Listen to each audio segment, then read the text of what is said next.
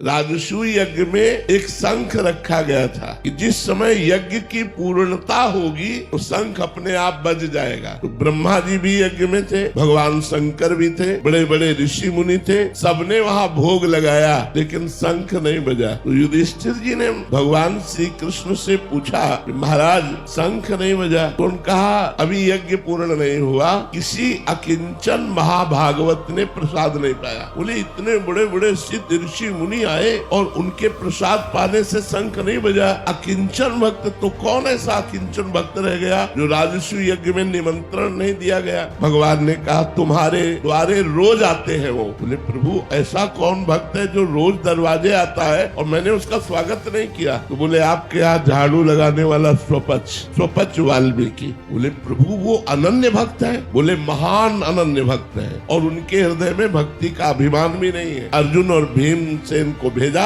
जाओ उनके घर और उनको निमंत्रण देके बुलाओ और रसोई तैयार करें द्रौपदी, और जब उनको सम्मान से पवाओगे तब यज्ञ पूर्ण होगा। तो स्वपच वाल्मीकि के यहाँ जब अर्जुन और भीम जी गए तो वो रो रहे थे भगवान का नाम जप करते हुए, हा कृष्ण हाँ कृष्ण। भीमसेन ने देखा कि अरे इनको तो कोई जानता ही नहीं कि ऐसे महान भक्त हैं। ये तो एक हाथ में डलिया एक हाथ में झाड़ू लिए दोना पत्थर वहां उठाते, लेकिन ऐसे महान भक्त जो इस साष्टांग दंडवत किया। तुम कहा अरे मालिक आप ये क्या कर रहे हो, हम तो आपके नौकर हैं, हम तो आपके द्वारा पोषित है। उन्होंने कहा भगवान श्री कृष्ण ने अब आपका रहस्य खोल दिया है, अब आपको निमंत्रण देने आए हैं और आपको। बोले हम तो रोज जूठन पाते हैं, हमें निमंत्रण की क्या जरूरत। बोले नहीं भगवान ने कहा, भगवान की तरफ प्रलय कोप से कहा कि मैं छुप करके आपका भजन करना चाहता हूँ, लेकिन आप प्रकाशित ही करना चाहते हैं। तो यदि आप प्रकाशित करना चाहते हैं तो मैं छुप कैसे सकता हूँ, अवश्य आऊंगा। तो उनको पालकी में बैठाल करके राजसूय यज्ञ में बुलाया गया। द्रौपदी जी ने स्वयं भोजन तैयार किया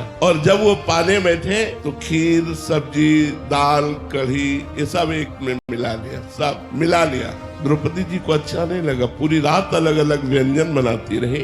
स्वपच वाल्मीकि जी ने पाया लेकिन शंख नहीं बजा। युधिष्ठिर जी ने कहा महाराज आप तो कह रहे थे अकिंचन महाभागवत स्वपच जी जब पालेंगे तो शंख बज जाएगा। बोले शंख तो बज जाएगा लेकिन अपराध हो गया, इनके प्रति किसी ने अपराध कर दिया इसलिए शंख नहीं बजा। किसने किया? तो द्रौपदी जी ने कहा मेरे मन में एक बात आई प्रभु, पूरी रात सुंदर सुंदर पकवान बनाती रही, एक में मिला लिया तो मुझे लगा कोई राजा महाराजा होता तो वो स्वाद जानता, ये क्या जाने स्वाद, इसीलिए एक में मिला लिया, ऐसा मेरे मन में आया। बोले तो वैष्णव अपराध बन गया, वैष्णव में दोष दृष्टि बन गई, इनके चरणों में प्रणाम करो। प्रणाम किया। जे ही द्रौपदी जी ने प्रणाम किया बड़ी जोर से शंख गर्जना होने लगी।